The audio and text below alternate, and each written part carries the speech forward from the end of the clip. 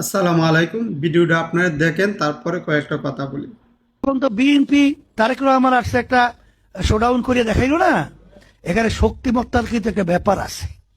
রাজনীতি মাঠে নামছেন, পাল্লায় যদি থাকেন আপনার 50 ডিগ্রি আর একজনের 100 ডিগ্রি, এই পাল্লা দিয়ে লাভ আছে?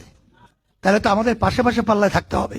তাই সেই হিসেবে এখন জামাতও কিন্তু 3 তারিখে একটা ঘোষণা দিয়েছে। এখন আমরা না দিয়ে পারি, এখন বাধ্য না হইও তো দেওয়া লাগে। দিলাম 9 তারিখ। এখন কি মনে করেন অন্য অন্য দলের চেয়ে আমাদের সমাবেশকে ছোট হবে? তো আপনারা ভিডিওটা দেখলেন। আচ্ছা, আমার প্রশ্ন হলো, এইগুলা কি রাজনীতি? রাজনীতির ভাষা এমন হয়, একজনে সভা করছে, আমি দেখাইতে ওই সবার মাঝে তার থেকে বেশি লোক হবে।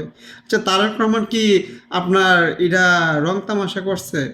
সে দীর্ঘ 17-18 বছর পরে দেশের মাটিতে আসছে, তাকে সংবর্ধনা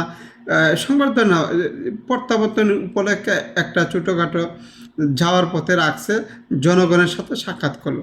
এইটাকে রাজনীতিভাবে মানে প্রতিহত করার জন্য আরেকটা আমার সমাবেশ ডাকতে হবে? এটা না রাজনীতি?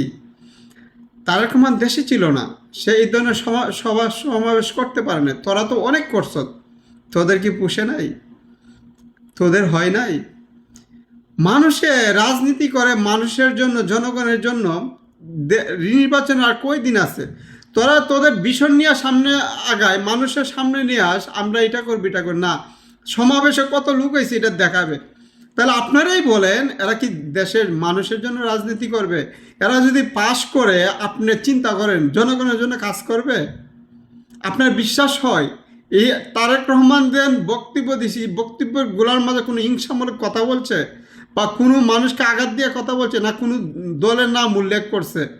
এই দিন আসিনার আমলে এত অত্যাচার করছে, এত কিছু করছে না? আসিনাকে নিয়ে একটা বাজে মন্তব্য করছে না? আপনার জামাতকে নিয়ে বাজে মন্তব্য করছে?